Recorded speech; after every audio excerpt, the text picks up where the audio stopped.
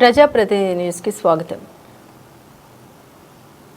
సూర్యాపేట జిల్లా రూరల్ పరిధిలో రోడ్డెక్కిన రైతులు ఐకేపీ కేంద్రంలో గత నెల రోజులుగా ధాన్యం కొనుగోలు నిలిచిపోవడంతో అన్నదాతలు తీవ్ర ఆందోళనకు దిగారు.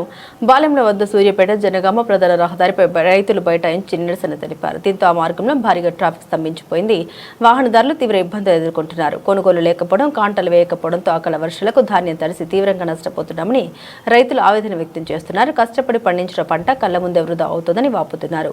ప్రభుత్వం వెంటనే స్పందించి ఐకేపీ కేంద్రాల్లో ధాన్యం కొనుగోలు ప్రారంభించాలని, తమను ఆదుకోవాలని రైతులు డిమాండ్ చేస్తున్నారు. నా పేరు గాలి నాగేష్, బాలెంల గ్రామం 4వ వార్డు నెంబర్ని, సూర్యాపేట మండలం, సూర్యాపేట జిల్లా. అయితే మేము నెల రోజులు దాటింది ధాన్యం కళ్ళంలో తెచ్చి. ఐకేపీ సెంటర్లో యజమానులు అడిగితే ఏమైందంటారు, లారీలు రావట్లేవు, లారీలు పోయిన లారీ మళ్ళీ రిటర్న్ కావట్లేదు.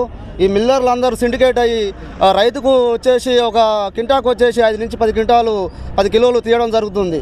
అట్లా కూడా మేము నాణ్యత లోపం ఉన్న తాలో బోలో ఉంది.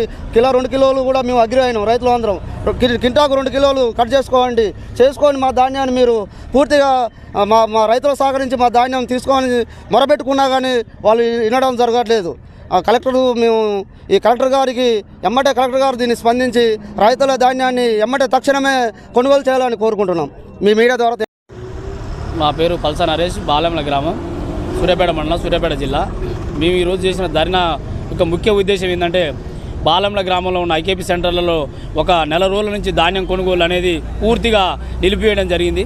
ఎందుకు నిలిపివేసారని చెప్పి ఐకేపీ సెంటర్ నిర్వాహకులను మేము సంప్రదిస్తే వాళ్ళు ఏమంటారు, మాకు లారీలు రావడం లేదు, లోడ్ చేసి వెళ్ళిన లారీ ఆ మిల్లర్ల దగ్గర అక్కడనే వారం రోజులు 10 రోజులు వెయిట్ చేస్తుంది. మిల్లర్లు అదేవిధంగా ధాన్యాన్ని మన లేనిపోని సాకులు చెప్తూ కింటాకు 7 కేజీలు 5 కేజీలు అని కట్ చేయడం కూడా జరిగింది. తక్షణమే గవర్నమెంట్ వారు స్పందించి ఈ రైతుల పక్షాన మీరు నిలబడకపోతే మేము ఈ కార్యక్రమాన్ని, ఈ ధర్నాలు మన నేషనల్ హైవేలను, కలెక్టరేట్ను ముట్టడిస్తాం.